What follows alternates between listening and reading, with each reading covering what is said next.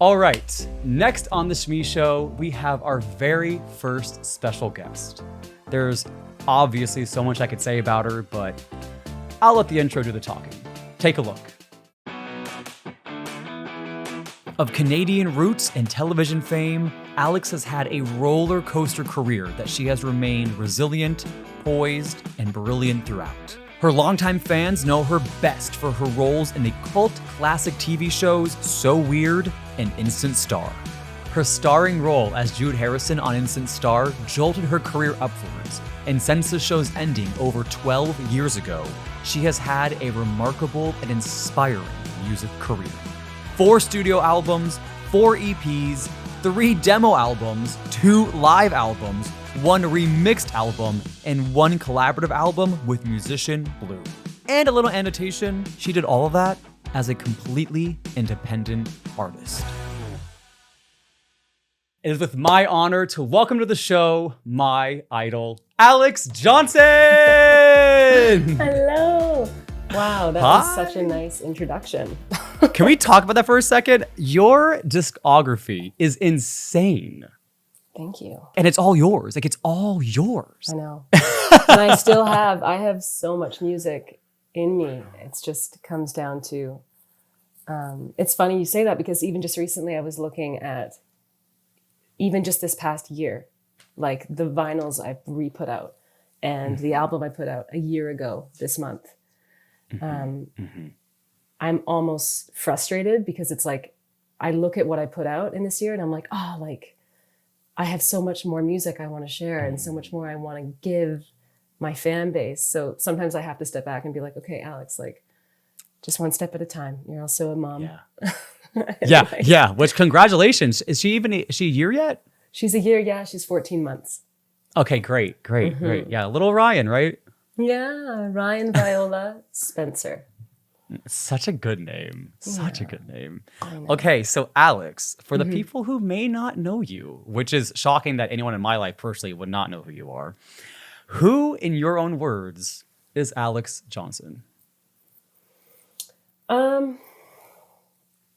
She's an independent artist who got her roots from playing musicians on TV shows.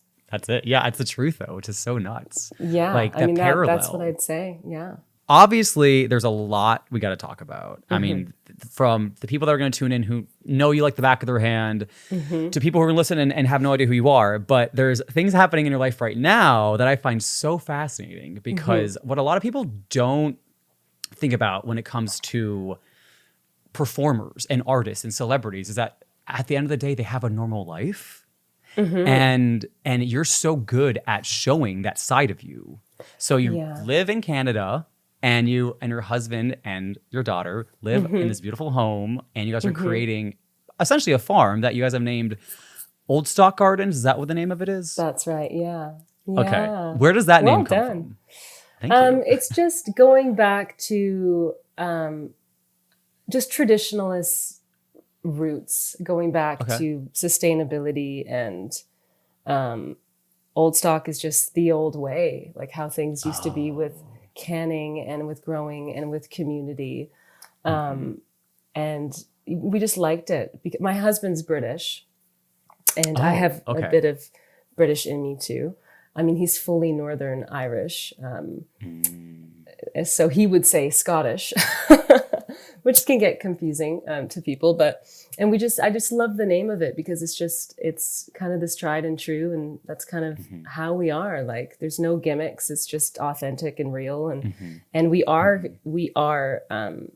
making the steps towards having our dream farm as we speak. I mean, it's going to take time because we want to do it the right way, but we're really utilizing this land to be able to have more, just grow. And we're going to be growing directly into the ground this year, not just the garden beds and from our chickens. And it's cool because it does in some ways, and I'm sure we'll get there, but it does inspire a lot of music in me because like my dream is like, Sheryl Crow to have the studio and the farm and like the acreage and people can come and stay and just like have just like play music and eat fresh food. And so that's what we're trying to make happen. Yeah. I love that. I love that. It's actually really funny. As you say that, the person I picture is Oprah, because Oprah is infamous famous for having these huge, bountiful gardens. That's like the first thing I think of.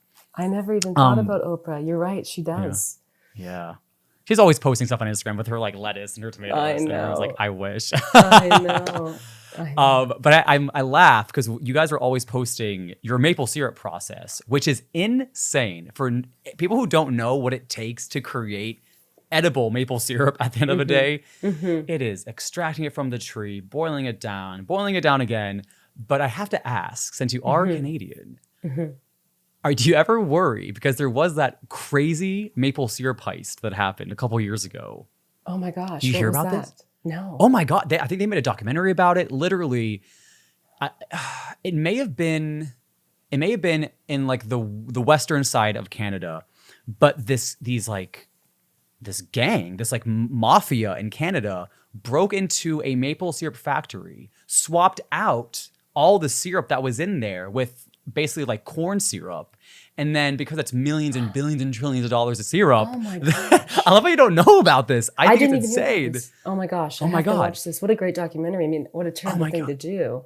I know, but It's I laugh because the impression I got is that maple syrup is like a sacred thing. It is. And people are very protective about their trees because it just, I mean, that's why it costs so much is because of the process. I know. So since you don't know about it, there goes that question of like, do you ever worry that someone's going to come and start chopping down your trees and stealing your syrup? So funny. No, actually, I mean, we have other worries, which you know, when it comes to just trying to live sustainably. But so far, so good. Like we want to utilize everything on our property. Like right now we have violets that are starting to grow. So we're going to make that to like violet syrup and stuff like that. Yeah. Cool. And I know it's an interesting transition for my fan base because it's like, you know, I'm a dual citizen and I spent like 8 years living in Brooklyn and my I was touring, working on records, living in Brooklyn. Like now my life, you know, in just a period of a couple of years is like growing and gardens and renovations and being a mom and like losing a sister and still putting out music. And like, so there's been so many changes and I'm just so happy that I see that, you know, my fan base seem to be sticking with me through the changes. And I think a lot of artists, there's a fear there because it's like, this is my shtick. Like, this is what I do. I don't share this aspect of my life. I don't share this. I just do this and that's what works for me. But I think just with everything and how the world has changed really and how the fact that touring, I mean, I'm sure it's going to open up eventually, hopefully. But it really forced me to engage in a more honest way because I'm doing like, we're doing pretty cool things. And why not share that with my fan base that I love so much? Why not share that aspect of my life as I'm working on music and everything else I'm doing? So that was a really interesting transition for me. So it's been really, I love that it's been embraced.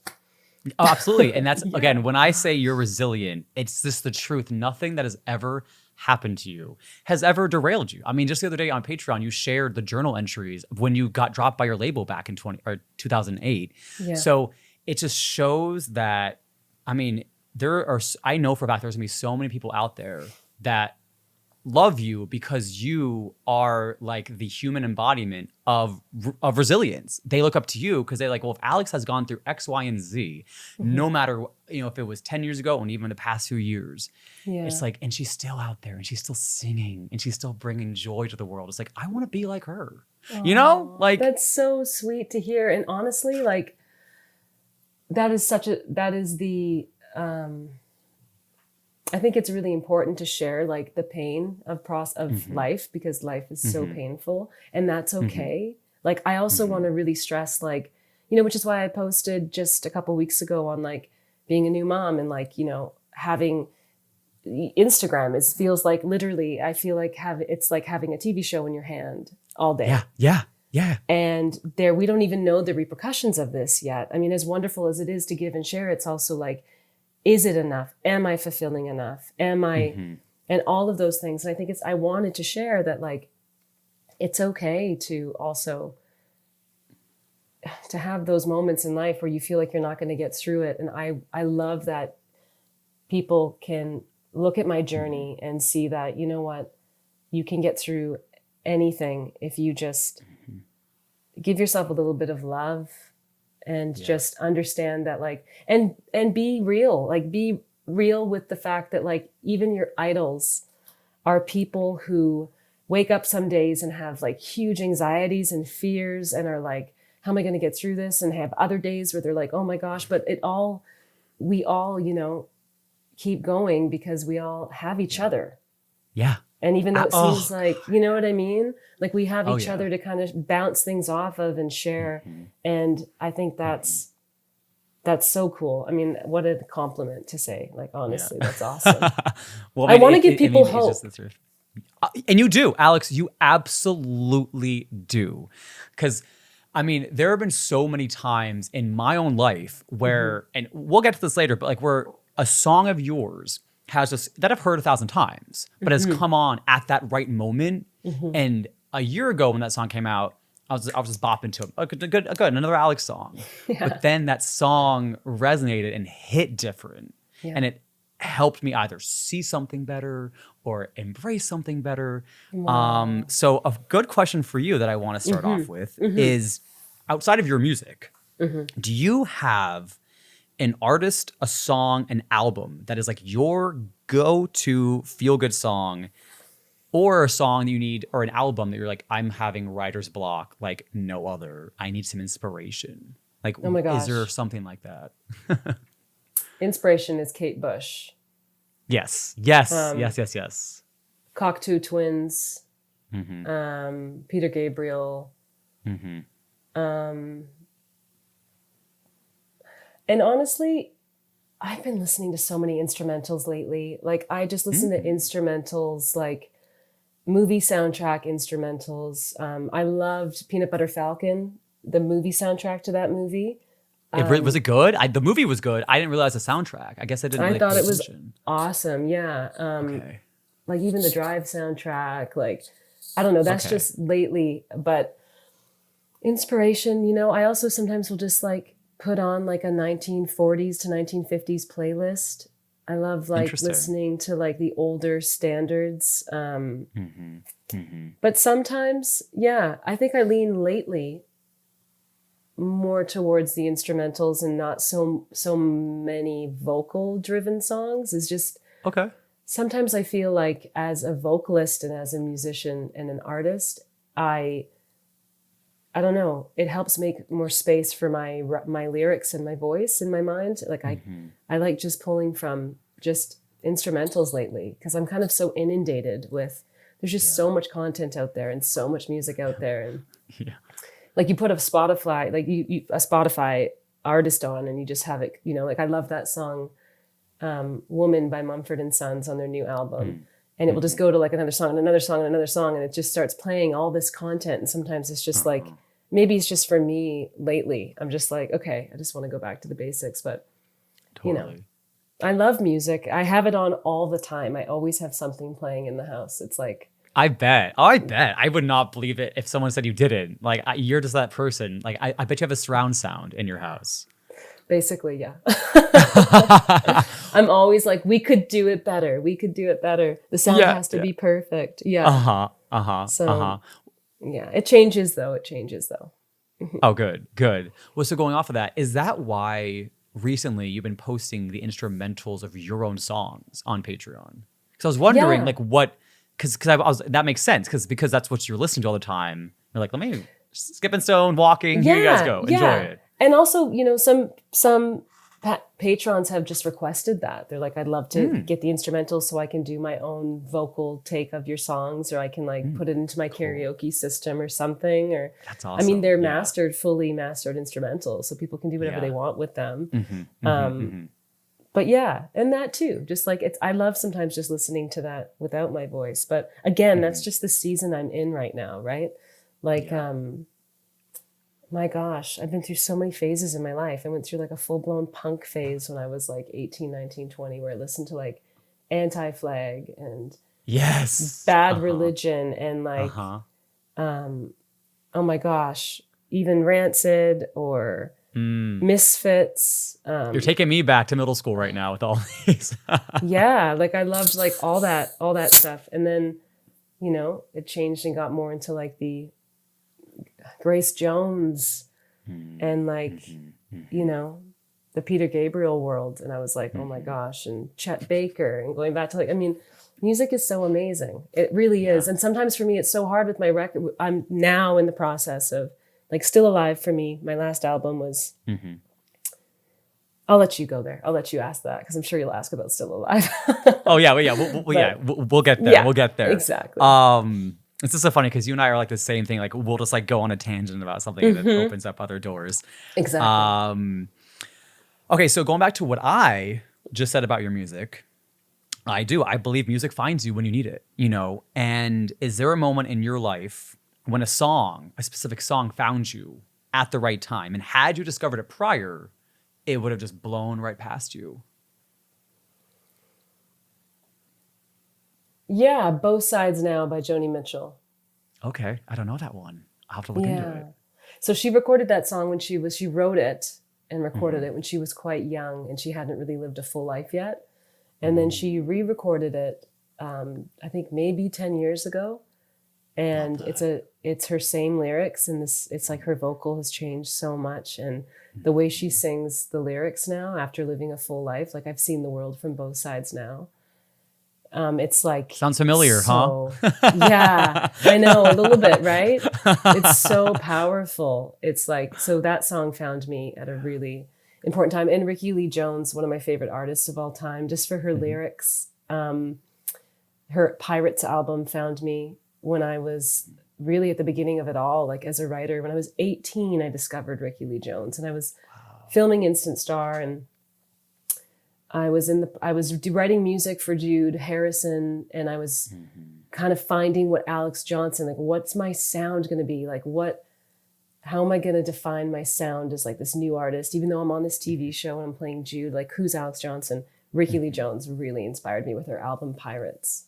Good to know. We Belong Together. And yeah, that song I think really changed my life at the right time. Okay. Yeah. So this goes right into the next question, which is, this is so funny how perfectly everything's going, like good. intertwining. So, awesome. Okay, so you get the role back in 2004, right? Is that when you booked it, and then it aired in 2005? I think so. Yeah, I think that makes sense. Okay. Yeah. I think, well, I'm like, I don't know. Then. I don't know. Early I 2000s. So. And so people don't know is you and your brother Brendan are like the music duo. Most of your albums, most of your songs, you guys produce together. You guys used to write the Basement Records were literally your thing. If people don't know, those are her demo records. So you get the role as Jude Harrison. You and Brendan have a growing collection of songs. What was the process of pitching your own songs? Like, how did you decide, I feel like this is a song Jude would sing about Tommy, or this is, and did you want to make sure, God forbid, Instant Star was the dead end for you, that you at least were able to release certain songs under the Instant Star name? God forbid you would never be able to sing again. You're like, let's pretend like Wait was a song that you were like, you know what? I don't know if I'm ever going to listen or be able to share the song. Let me just have Jude sing it just in case so the world can hear it. Wow, that's a good question. No, I was ballsier than that. Me and my brother were really, really believed, like, we knew that the song wouldn't fit Jude Harrison. Like Running with the Devil, Wait, no, Chicago. It doesn't fit Jude's sound. And I knew that at that time. So when we would just like write specifically, like I Just Wanted Your Love, songs like that. It was so specific to Jude and her pop. Yes. It's like super pop kind of emo sound, I guess you could say. Like the angst. The angst, yeah, exactly. And we were just like delving into so many, like Annie Lennox and like all these different creative avenues with our music. So I never felt that. And I made sure really early on with that show, like I was asked to do like a whole mall tour as Jude Harrison. Like not you as Jude Harrison. Like as like Jude Harrison. Like Weird. Like Hannah Montana status. Totally. Yeah. It's so interesting. It is. And at that time, I was like, like, no, I was like, it's a separate thing. Like I'm acting on this show. I play this character, and I've talked about this before. Like there's benefits and there's negatives. Has there been more benefits? Yeah, I'll say there is, because I don't know how my career would have unfolded. Yeah. If I didn't take the role of Jude Harrison, I don't know, how it would have unfolded for me without the TV aspect of my music. But because it did unfold that way, all I can say is like, I'm so grateful and thankful for my fan base that discovered me through Instant Star. Yeah. Like, oh yeah. So it's only been a blessing in that way. But yeah, it's, I just separated it. I was never too worried about it. I was like, I have my music and it will have its time. Yeah. Yeah. And I'll just do Jude's music. And it did. Yeah, exactly. It's really funny you say like we were ballsy, because one of the ballsy things you guys did after, unfortunately, I'll recap so you don't have to. Instant Star ended. You got signed at a record label. Unfortunately, you recorded an entire album, and then it got shelved because of the recession, and they cut you as an artist. So you and Brendan decided to take your own destiny into your own hands and create your own record label. Yeah. Which is fucking so... That's ballsy. Like that is like, we're going to invest all of our money and time into this. And if it works out, great. If it doesn't, let's go do something else. I'll start a farm in 10 years, like, so you just had that mentality. Yeah. So let's talk about that really quick, because one of the main reasons why I think you have just succeeded so far in your life is because, again, word of the day, resilience. So you guys created Lady Spencer Music. That's how you pronounce it, correct? Lady Spencer Music Incorporated, okay. Yeah. Incorporated, okay. And that was you telling the universe, I want to make music and I want to have complete freedom, so I'm doing this. I'm starting my own label. When did that decision come to, the two of you guys? And looking back, have you thought about the fact that you always knew in the end that you were going to be in control of your career? Like no matter what, you just had this gut, like, if I'm going to do this, if my passion is going to be shared, I have a feeling it's going to be on my terms and no one else's. Well, that was, so my label that I started was like after the Voodoo record. So we did the Voodoo record was with Orange Recordings. Right. Yeah. And then it was, which was awesome because they were able to like facilitate this independent record that we wanted to do. And we had so much like, talk about angst towards like losing the Wade album. And then after that, I started being like, okay, like that was a really cool experience. And then I wanted to have some kind of label to facilitate all the different types of like, I wanted to be able to expand in the sense of, I'd done all this music with Brendan. I was living in New York City and I had opportunity of bringing in, not just having Brendan with me on a record, but bringing in like, David Kahn to come in on Let 'Em Eat Cake and produce some tracks. And I very quickly realized that if I can streamline this the right way, I can really make my fan base a part of this exchange with me, where it's like, you guys want another record? Like, let's get it. Let's pre-order it now, get everything that you want to make happen. And through the label, I can facilitate, hiring who I want to have to be a part of that record. And in that, it was Brendan Johnson. And in that, it was hiring so-and-so. So it kind of just became like, the norm. Like this is how I could facilitate my business. And it was really empowering after going through what we went through with the Wade album. It was like, I can't believe we didn't do this in the first place. In fact, I have such a disdain at this point in my life as a full-grown artist towards the archetype and the hierarchy of the music industry. I think it doesn't serve talent as much as it serves pockets, and it serves nepotism. And it serves a list of things. And I think that having this avenue as an artist has been like one of like just like the best like suck it. Yeah. Let him eat cake. Yeah, like sorry, but like I don't give a shit. I'm gonna like keep making music. I'm gonna do it the way I want to do it. I'm going to, and to me, it doesn't matter if it's like, to me, it's never been about even the money, because I feel like when you make it about the money, you diminish the beauty in the exchange. But when you make it this transparent, like this transparent agreement, that's like, look, like, you know, even if it was like, guys, look, like you guys want a feature film. Do you want me to do a feature film that like brings, I don't know, that I'm in and I do all the music for, and we come up with this amazing, I come up with this script and I put it out there and it's like, let's make this happen. I just feel like there's so much beauty in that than just, you know, making it about the money. Because for me, it's about the music. And because it's been about the music, everything else has just kind of fallen into place in this really organic way. Not to say it hasn't been really hard, and not to say that in moments of my life, it's like, oh, well, my expectations were a bit higher there. But in other moments of my life, I've been like, holy shit, what?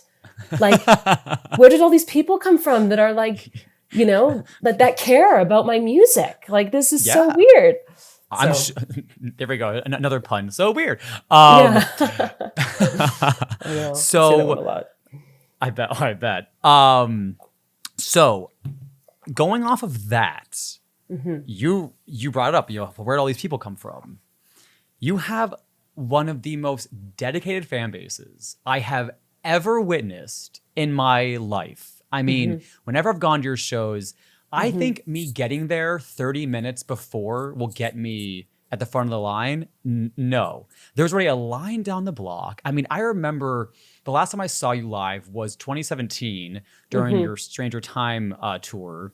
Oh, cool. And I saw you in the city, and I remember, you know, like it was probably like I was waiting there for like an hour, and the line was rapping, and someone walked by, and they're like, "Who's playing tonight?" Like the line's down the street, you know, like Alexz Johnson, and they're like, "Who?" And we're like, Alexz Johnson, like, come on. Alexz Johnson. And the girl in front of me said, she was like, it's crazy. I've seen her in so many cities, and every single time it is like the line is wrapped around. And there's been times where like you weren't the headliner and people would come just to see you and show up and fill that fucking arena just to see you. I mean, I remember back in, it's funny, I have some of the tickets like in resin right here. 2013, you had a tour, and it was with a couple. It was like, I think so. I can't remember. It was Charlene K. Yeah. Okay, so it would have been like songs from the Hardy P. Yeah. Yes. Charlene K. Yeah. Yes. Okay. And I remember again, it's like it was like a collaborative concert. Like it wasn't one person's show. But again, it was like so many people around me were there for you. And the second you were done, we all just like, okay, bye. And like the place emptied out basically, because that's just how dedicated they are about you. But going into that, you know, Lines on the Block, successful 2012 Kickstarter campaign where when you decided to start doing music again on your own, you said, let me start Kickstarter. I'm going to set the budget to, what was it? Was it like $30,000? It was 30. Yeah. And then within 24 hours, you got to your goal. And then by the end of it, it had like doubled. Like it wasn't even like so what happened was like, exactly. It was like overnight. It was at like 45 or something. Like it exceeded my amount, like in the first like 48 hours or something crazy. That's fucking nuts. And then yeah, just it kept going, and it was awesome. I mean, you know, to have as an artist and I can say this so many times and I'll say it and it gets to be like, okay, I don't want it to be my mantra, but I'm one of those artists where it's like to have so much bad luck with timing, you know? Like really bad luck. Like I've made decisions in my life that have affected my entire life. Like I was doing the Wade album with Greg Wells, and I get offered the part of Silver on 90210. with Shmee. I didn't know that. Yeah, Oh I my screened, God. like I tested for it. They wanted to give it to me. And William Morris was like, do you want to take this role? And it was like, no, I actually can't take this role because I'm working on a record with Sony. Yeah. And then Silver's another artist. So now I'm getting things all blurred again. And I go from Jude to being Silver. And I was like, so no, I'm just going to do this record and put it out. Lo and behold, I wait and wait. Phone calls with A&R, and people are losing their jobs. And there's a lot of, inconsistencies, and there's a lot of just like the labels crumbling. And I'm going, so 2.5 years later, the album doesn't get a release. So that's like 2.5 years of my life that I'm not pursuing acting.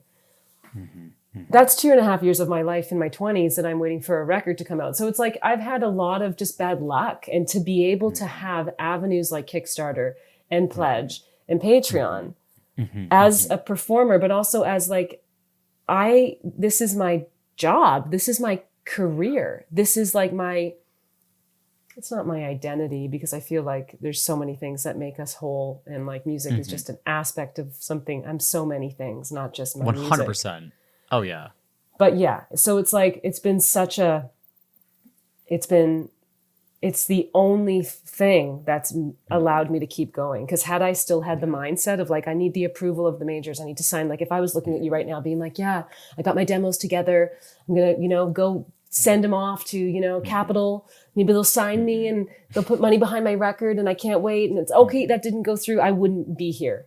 I had to quickly be like, okay, I don't trust this structure, and I'm just gonna like, until somebody makes it for me, until like a different label wants to join in with Lady Spencer Music and we want to partner and make it something that's like not going to screw me over, I'm just going to keep doing what I do because it just makes sense this way. And it's working. It's the whole idea of like, if it ain't broke, don't try to fix it. Exactly. Like it just works for you. Again, the same thing I was telling you before we hopped on is I quit my day job because that environment, that production world wasn't working for me. Good. And I was like, I am a storyteller. I want to be able to tell people stories that I think are important and are stories that could change people's lives. I'm going to do that on my own. And just, and the same thing is like, if it works out, it works out. If it doesn't, it doesn't. At least I can die knowing I tried. Yeah, that's all we have. Like, what are we doing here? Like, what's the point? Are we talking about the more you have, the more you have to sustain? At the end of the day, it's about these moments and the stories that you tell and how you can move people and change their lives. And as soon as I figured that out, that became my superpower. So it was my expectation meter, getting control of like, this is good enough. Me being like, this fan base and these people who care, and getting messages from new fans who are like, I discovered your music and I was diagnosed with cancer or something. You're getting me through my chemo. It's like, that's enough. Like, that means more to me than like anything I had thought when I was a lot younger. It's been a gift for me because it's like, now I have this drive, and it's not like, what's the point in putting out another record? Now it's like, no, like, it's so important that I put out another record because I have these people that are listening to me, and that's a huge responsibility.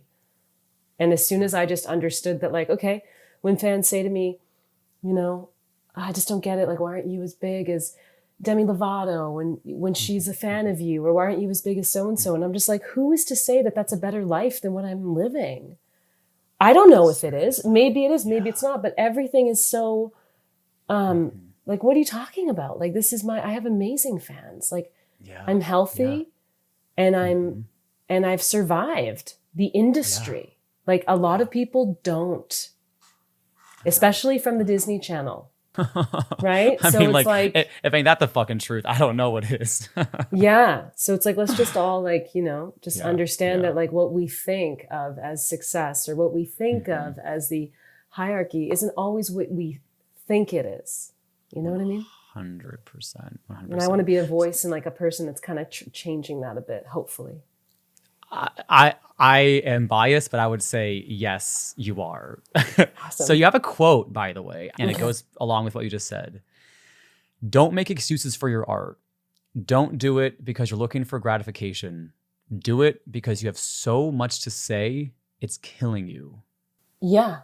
that was me in an interview I did for the documentary A Longer Road.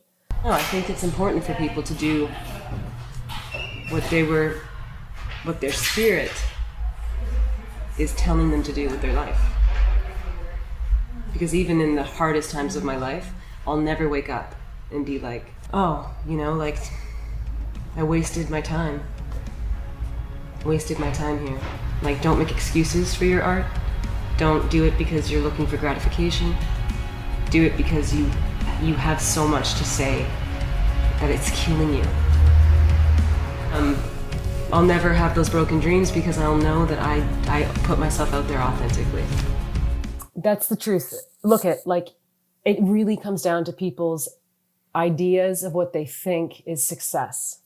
Mm-hmm. And we have all of these people who are putting out this message that bigger and more is, power. And it isn't power. It's actually, it can be if it's utilized in the right way and if it's helping people. But we are created for a reason, and our art and what we have to say is so important. Mm-hmm. And we all have that in common. You don't have to follow, somebody's lead. It's good if someone inspires you to do so, but really it's up to you in your mind right now to know that you're going to have hard days and understand that you're embarking on this dream of yours. And nothing is perfect and no dream is perfect. And you're going to fail probably 20 times before you go. Mm-hmm. It's just going to make you stronger and make you learn and make you more adaptable. And it's going to give you more stories to share. And you just have to decide this is what I'm going to do with my life. And it's not about having, the mansion in 5 years. It's about the stories I'm going to share and what I'm going to leave behind forever. And that matters so much more than a house that's going to be burnt down to the ground. This is all just stuff. It's all stuff. Thank you. Yeah. You said it. It's all stuff. Mm-hmm. I did an interview recently with someone and they said COVID made them realize nothing is real. The rules we live by, money, nothing's real. No, it's not. And life is just too short. It's true. And that's the message I'm trying to give off. I'm trying to share with people is to start kind of just write your story. That's what you should be focusing on. Just write what your story is and stop thinking about anybody else and what anybody else is doing and stop comparing yourself to other moms or other, people. Oh, look at this. Even me in the garden, it's a lot of work. If you saw all of our seeds all over the house right now that Ryan's going to take from the windowsills, nothing is perfect. It's all messy, but it's just, it's real. And we're writing our story. Yeah. Yes. And I think that's the thing that inspires people the most is not the perfection or because it's definitely not, I'm not great. I don't think I'm some brand genius. But I think it's the authenticity of it. And just they've seen my struggle. And I think that's what makes, I think from what I gather and from what, you've shared, that's so important to me. If that's the truth, that people are getting that from me at this point in my career is inspired. Again, biased, yes. All right. So awesome. So the next thing I want to do is hop into our first segment where you have given the approval, which I'm very excited about, for us to revisit 3 of your songs. Okay. And give us a little insight on the inspiration behind the song. And if you hear it back this very moment today, where does that song time travel you to? Okay. All right. So the first song we're going to listen to, I personally believe is the Alexz Johnson song. If there was a song and anytime someone asks me to send them a song of yours, I send them this song. And it is Wait. So what is Wait?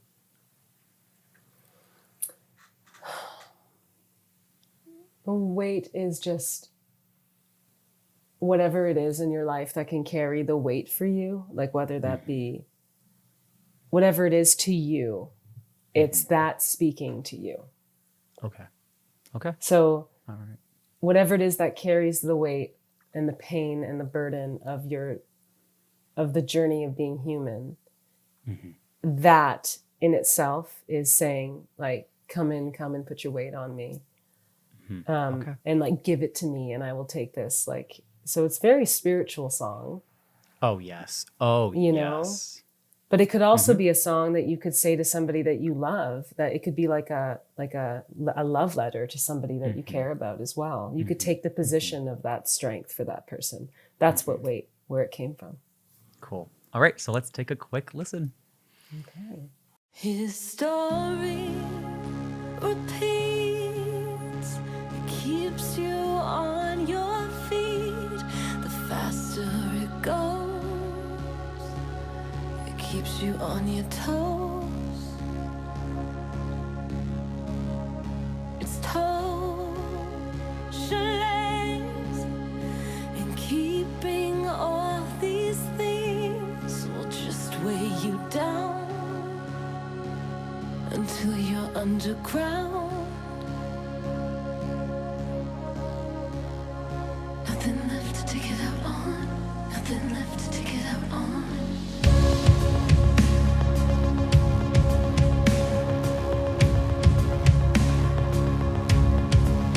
It's for show. I know the farther that you go is feeling like heart beating on your shirt.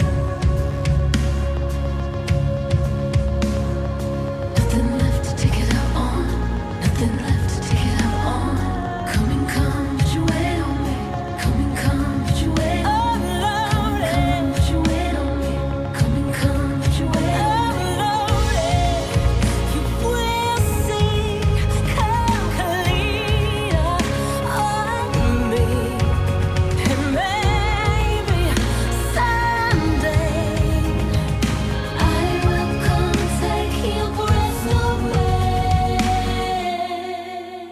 away. So good. Oh, first of all, obsessed with the jacket you're wearing in the cover art for that Oh, song. thank you. So it's a good. vintage. It's a vintage. Oh, yeah. What is it? I have to ask International Citizen. Annika Tabando put that together for me. I'll check the tag on that, but it's like Yeah. a vintage designer jacket from like the 80s. So good. Love it. I mean, know. it works for the album, works for you. Okay, so where does that song take you when you listen to it? I think it's a Scada. It's a vintage Escada jacket. Okay, Yeah. nice. I'm not a ESCA. fashionista, so I don't know, but So where does that song take me? Is that what you asked? Yeah. It takes me back to the purity and the braveness of my brother and I to write something that is so difficult to put on a Spotify playlist. what do you honestly. mean? It's hard to find. I feel like with those songs, it's like it's such a unique sound, and I'm really proud of that. Okay. But Yeah. how would you yeah. explain? How would you explain that sound and that song to somebody who was like, "What's your music sound like?" Yeah. Well, I guess for me, it's really funny you say that because a year prior to that single coming out, you released that ironically Spotify playlist of songs that inspire you. And so for so long, and you on occasion add to it, it's like when I hear that song specifically, because it's the re-record, I'm like, yeah, I hear all the other songs that have inspired this. So for me, I'm like, I get it, and it belongs in that playlist. Exactly. So it's just, yeah. Exactly. I know, but maybe it's just, I don't know, maybe it's just an artist thing to be able to explain the sound. But when I hear that, that's what I think. I think like, I'm so glad that we stuck to our guns, and I just, I just went with what I felt. I write what I feel. And sometimes you can't explain that. It's like painting. How do you explain abstract art? You know what I mean? It's like, So true. it just comes out the way it is. So yeah, when I hear that, I'm like, wow. And it represents a lot too. The song Wait represents, my Sony Epic album, right? So it comes with a lot of stuff. I think about So to had give them that a gotten quick, had that gotten a true release, who knows where it would have, if it would have been London or Japan, like where, sometimes I wonder where would that song have really shone. But anyway, yeah. And just to that give a song. quick back for those who don't know, is so Wait is off her new album, Still Alive, that came out this month, last year. And it is one of the re-records that she was able to get to record from her shelved album, which also was the title of the shelved album. Okay, so next song we're doing is from your 2014 album, Let 'Em Eat Cake, and it's Cologne. It's my favorite song from the album. And again, another song I give to people when they ask, give me a list of Alexz Johnson songs. I'm like, Cologne. So what is Cologne to you? And I guess what is the song? It's a fun, sexy, cheeky, song. Like, I think it's got a lot of attitude, and it's like, you shouldn't be with this person. Like, we've all had that experience. And I feel like I wanted to just be relatable and just kind of like, just like a fun, sexy song. That's what I wanted to write. And I love how Cologne just came together so fast. And in the demo of Cologne, I can't remember if I've released that yet on Patreon. I think I did. There's fireworks in the back. There's just like, it's just this beat of fireworks in the back. And like with that sound, it just reminded me of like being at like some yacht party outside, and the sky is lit up with fireworks, and the lyrics just came so easily for that song. And so that song for me is just like, it's a fun song. Cool. All right. So let's take a listen. He's nice, smells like summer wind, but what's inside of him I cannot see.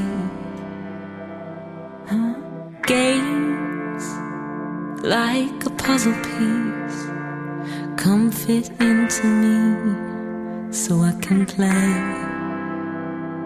What? I bet I look good on your arm, but you look good with the black tux on. Even better at the Jack and Soda, even more handsome as you grow old. I could ride all your arms, see you on the dance floor, making it feel like prom. I know that it's bad to want, but baby, from here I can take me home.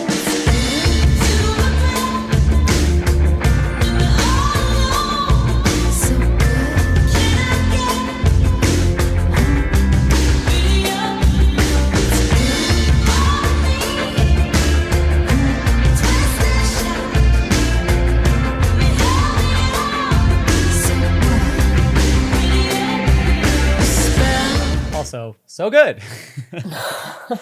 Okay, so where did you time travel to just now? Me? Oh, I was just thinking about the recording process of that song, and I was thinking about playing it live and how much fun it was playing it for my Let 'Em Eat Cake tour live every night. Because wasn't your brother the drummer on the tour? He was, yeah. Yeah, and he's super talented. Nice. And Kyle McCammon, Patrick Droney. I mean, that was such a fun tour. And the sound of that song live was just awesome. Okay, so the last song is your newest song, No Shame. I think that song is brilliant because, again, it's another like cheeky song. And again, that's another song. Again, people are like, what's the song? That was, I think, my second most listened to song from 2020. It's like on my gym playlist. It is just a song that I'll be walking around New York City and I will just totally like disassociate where I am and just be in my own little short film while listening to that song, which is why I had to throw it in here. So for those who don't know, what was the inspiration behind No Shame? Diana Ross. Again, like a lot of that kind of like swingy 1950s, experimental, dreamy, dream pop was like a big one for me. And I just wanted a fun weekend. I wanted to write a fun weekend song. Like I wanted to write something that was just like the weekend's here. It's Friday night. Like, let's go like get the night started. Something that just gets you just excited about the weekend. And aside from that, like, and keeping true to the dream pop kind of vibe that I wanted, it was really fun to write. It was super fun. And it just came again, like it was just, I didn't have to fight too much with that song. Certain songs you just kind of grab from the sky and you're like, I'm so glad I got that one and not, another pop star. Totally. All right. So let's take a listen. I'm losing my mind.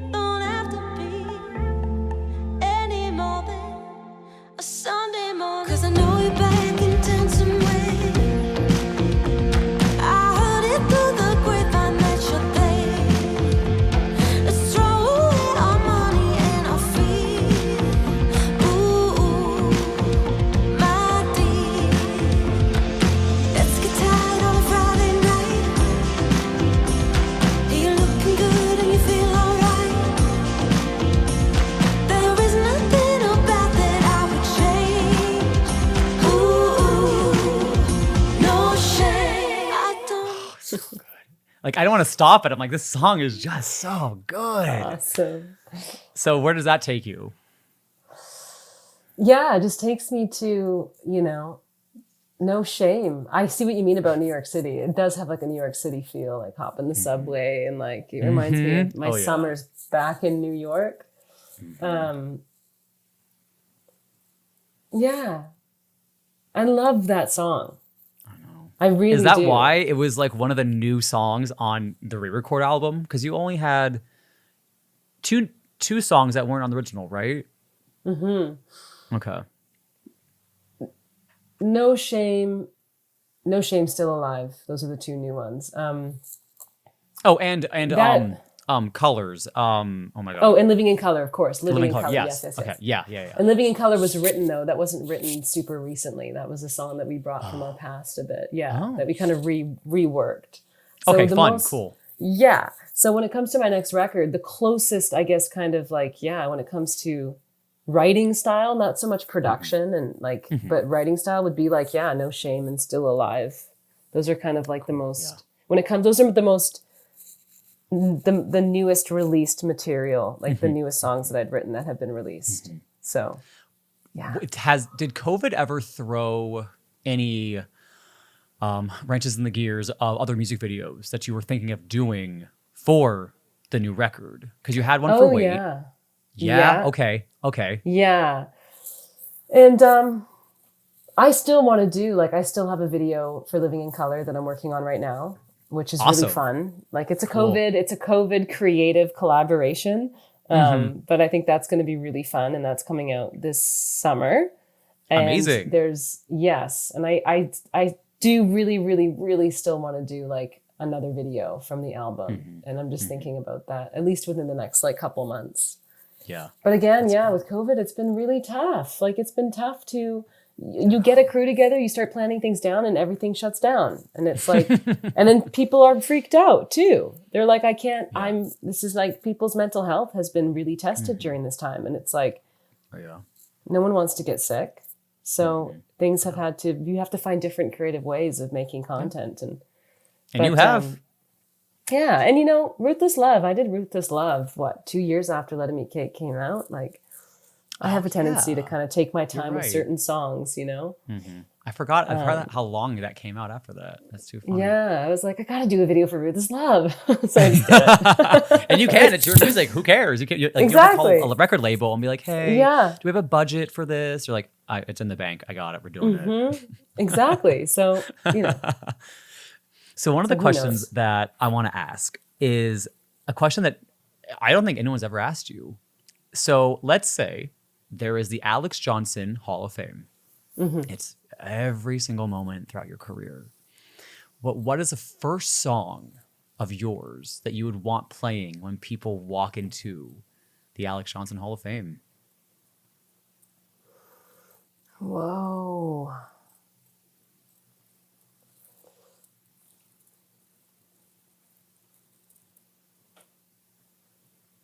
That's a really hard question. Honestly, probably Wait. Okay. Yeah, I think Wait represents me the most as an artist. Okay. Yeah. So you're right. All right. So Alexz, going back, one of the things that I forgot to ask, since I knew about it, and then I was selfish that I kept this information to myself, is I didn't ask you, what's your family heritage? Where were you raised in Canada? And what was it like being a family with your parents, 12, which is crazy. My heritage, my lineage. I'm Austrian. I'm Scandinavian. Okay. So Swedish. So Austrian, Swedish, Scottish, and English. So white. Yeah, like right down the middle. Yeah. So like I'm as equally like those like Oktoberfest German. Yes. As I am like the kilts, Scottish, I don't know, Braveheart, that line. So it's kind of funny. I'm like a Heinz 57. Love it. I love it. But so your family, so you're one of many, many kids. Like, what was that like? Like, and how has that inspired your life journey, I guess? I don't know anything different. Yeah. So it's like, for me, it's just been, I find it made me, what was it like? It was awesome. I had a very happy, busy, outdoors, middle-class family. I had to work hard for everything that we got. Like, I paid for my own braces, doing the paper route, and really learning how to, and having like a babysitting job at 12. Like, my parents raised us to just be very thankful for what we have. And it was a great experience. And I guess it's made me very adaptable to like any situation and any type of person that I'm in, that I'm working with, or that, that I'm in contact with. I feel like I have a lot of understanding, because it's like I have so many different personalities in my direct family that I've had to deal with my whole life. That it's like, okay, I see this person. Like, I see their kind of tendencies, and it's like I can kind of adapt to that, and like I'm kind of like, make them comfortable, kind of thing. Yeah, totally. So I think that's, so in a weird way, another one of your secret talents is psychiatrist, basically, is what you're saying. There you go. Yeah, exactly. Oh my gosh, the amount of therapy sessions we've given each other as siblings is like, jeez. Yeah. I can imagine. I'm one of 5, so relatable. Oh. I get it. Yeah, 5's a lot. Yes. I want 2 the most. Do you guys want to have more than just Ryan? Are you guys thinking about it or no? Yeah, like I feel like it'd be cool for her to have siblings. Like, whether that's 1 or 2, like, we're not gonna, at the end of the day, I'm not gonna like go out of my way, in the sense of like, if it happens, it happens. If it doesn't happen, there's a lot of other stuff that I have going on in my life. I don't have to. But yeah, it would be nice for her to have just, it's hard with like, she's got Edie, her dog, but it's like sometimes I can... Which is so cute. And got the most terrifying haircut recently, but so cute. Oh, she's so cute. I know. I want to come up with some kind of like comic book about Edie and Ryan. You should. Yes. Oh my God, that would be fun. Like Ryan Viola and Edie Brooks. Ooh, I'd buy it. Like, isn't that funny? They're such a little pair, but yeah. So we'll see. Who knows? I don't know. Who knows what's going to happen? My gosh, with the state of the world these days, it's like, it makes you think, like it just makes you think sometimes. Yeah. Okay, so as time has gone on and your musical library grows, so we just listened to 3 of your songs, and you time traveled, and we talked about what was behind it. But if you had a concert today, let's use, for example, your song Golden, from the shelved record that is now on Still Alive. I'm going to speak for you, but I feel like this is the truth. 11, 12 years ago when you wrote that song, different meaning. Now, it's almost like it's about your daughter. And that song actually has a completely different meaning than it did when you wrote it the first time. So is there another song of yours that you think if you sang it at a concert right now, it would just hit differently? Aftermath, probably. Yeah. Because I wrote that before I went through like the biggest, trauma of my life. So I feel like that. There's songs like that are like how. And to be honest, like Still Alive too is a hard one, because it's like I wrote Still Alive before I found out about my sister's diagnosis. So what the song started out to be was for me to be a hope and a strength, singing to somebody that I care about in my life, specifically. Became the song now where I feel like my sister is telling me, you're still alive, hang on. So talk about like that song completely took on like a totally different meaning for me. Yeah. I almost feel like I didn't write that song. Like when I hear it, it's so strange. Like I feel like it's like it was planted there for some reason. You know what I mean? Oh, I do. So going off of that, has there been a moment in your life where you've like realized that there's going to be one of your songs is probably going to be someone's wedding song? It's going to be the song that they listen to during a breakup. It's going to be the song they listen to when they finally got the job. Like, have you realized that? And what does that, like, how does that make you feel knowing like, oh my God, that's the impact I'm having on the world? That's why I keep making music. It's literally the reason why I keep making music. Like, it's inspires me so much when people share with me that their music like gets them through. And on that note, I will say I think one of the best like breakup songs, if you've been, I guess, broken up with, or even if like somebody's cheated on you or something, would be Heart Like That. Oh my, can I tell you, I'll be honest, like that was one of my breakup songs. That's so funny you bring that up. Yeah. That's 'cause it's so like funny. I love that. I love just Yeah, the yeah. whole vibe of that song is like, I'm above And this. it's so funny you bring this up because I just got chills because one of the things that I was like, one thing I wanted to ask was when you performed that song and one of the YouTube videos from that tour, the end lyrics are different than the actual recorded version. And what's so spooky is when I was going through this breakup a couple years ago and I dated this guy for 4 years, like, oh my God, we actually came to 2 of your shows and we met you at the 2014 Max tour. That's so funny. And you were in our hometown. You were in our hometown and in Howell, New Jersey. And that's one of the first times I met you. This is so weird. We're having a weird moment right now where everything's kind of I feel like I really remember that. Hold on. I had a photo tabbed. This is that photo. I'm going to show you really quick. Oh my God, this is so funny. Ew, spooky. Just like something like ooh you going on right now. This is when I met you, and that was that concert. And I cropped him out of the photo for obvious reasons. But wow. yeah. Yes, so I remember that. I remember that's that. so funny. Okay, but so going off of that, the song Heart Like That, when you sang it on the tour, you ended it with, I've got to go to New York City.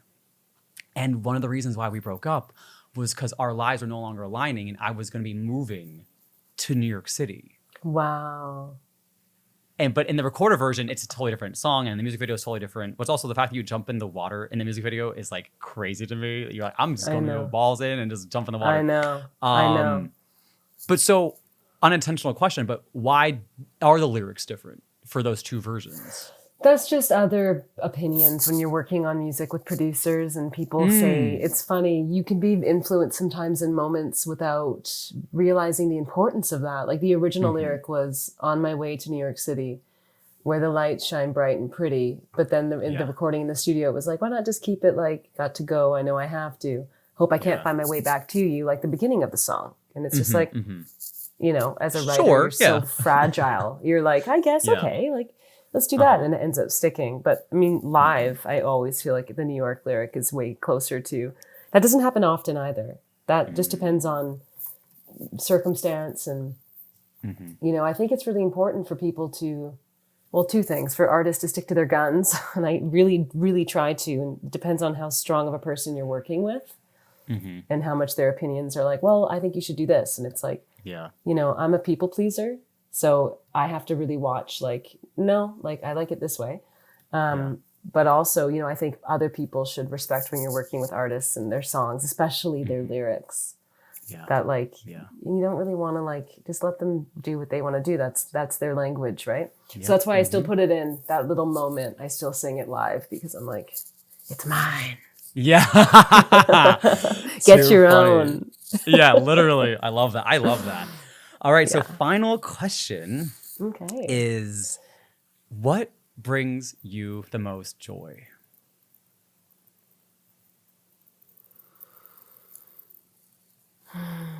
My family. Like Maddie and Ryan and Edie.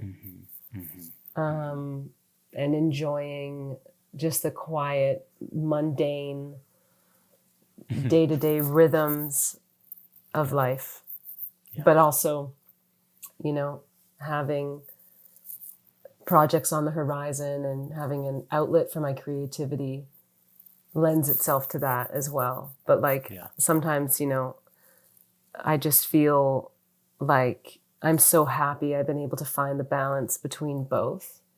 You know, that I made time for relationships in my life and friendships in my life, and that like success and fame wasn't like, you know, the main idol of my day in my life, because I feel like that would have really destroyed me. So I'm really happy that I have the balance between like doing the stuff I enjoy doing creatively, but also the balance of like gardening and work, going for a run, and like those day-to-day things that really are so important for all of our mental health and that kind of stuff, So Yeah, absolutely. Absolutely. All right, Alexz. I cannot thank you enough for this interview. One thing I do need to tell you is just thank you for existing. Thank you for making music, because seriously, I'm actually going to get emotional. Wow. Your music has been the soundtrack to my life. Like from the second I discovered you in 2005 and just following your career ever since, every moment of my life, there's a song of yours that is paired with it. And I don't know if it's just because I just relate to you so much on so many levels. And you're someone who I just know, again, like I'm one of those people. It's like, if Alexz can do it, so can I. And I just want to thank you for never giving up, for being an inspiration, for being a role model, and having no fear of rebranding and reinventing yourself and showing the world that like you don't have to just be one thing. You can be everything and more. Like fuck the labels. Totally. All the labels. Yeah. Literally. Yeah, because we need you. You know what I mean? Yeah. Like it's like people remembering their importance, and like I'd love that. You're such a sweetheart. And also thank you so much for all the research you did. And I'm really excited for your show. I think it's going to be amazing. And thank you. You're doing all the right things. And yeah, I really enjoyed this.